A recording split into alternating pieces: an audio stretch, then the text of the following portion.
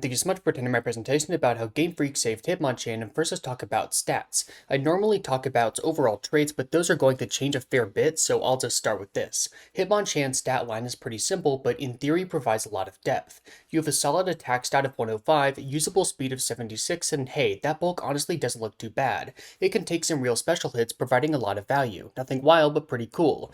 Hitmonchan's shtick, the main drawing point, was the elemental punches. In Gen 1, it was the only Pokemon to get all three. Hell, Bruno's Elite Four Hitmonchan had two of them on its moveset. In Gen 2, this was unceremoniously thrown out the window as they seemingly gave these moves to every Pokemon that had fucking hands, but whatever.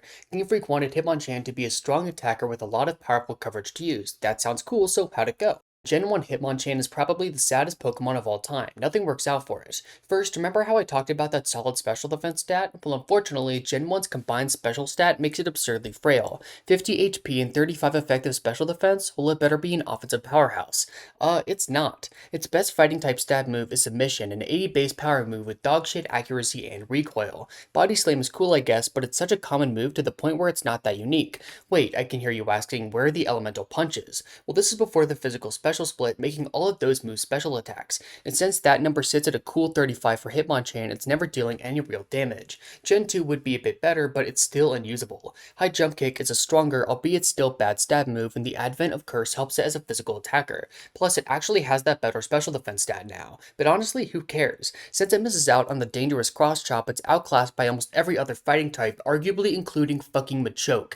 It did get banned from PU though, so who knows? This might be the next Snorlax. Gen 3 Hitmonchan, at least to some extent, stopped the bleeding. This is when stuff started actually looking up for it. First, it got even more stab options. Brick Break is of course somewhat weak, only at 75 base power, but notably has 100% accuracy, which is really nice. Mach Punch though is awesome. It's a priority move which lets it deal great damage regardless of how fast the opponent is. In addition, Hitmonchan got more ways to deal damage. Choice Band is pretty obvious, providing an immediate boost to power in exchange for not being able to switch moves. Bulk Up is more difficult to make work as you're susceptible to attacks as you set up, but has a high payoff. With a few attack raises, Mach Punch becomes a major problem. Finally, Hitmonchan has Rapid Spin. To be fair, it got Rapid Spin in Gen 2, but this is where that started to really be important. However, this generally isn't the main focus of its sets. Instead, it's a secondary option tacked on, giving it some extra utility. While this version of Hitmonchan isn't anything crazy, it's a solid improvement upon previous iterations and is one of the strongest offensive Pokemon in ADV. I'm gonna be real. My script says OU.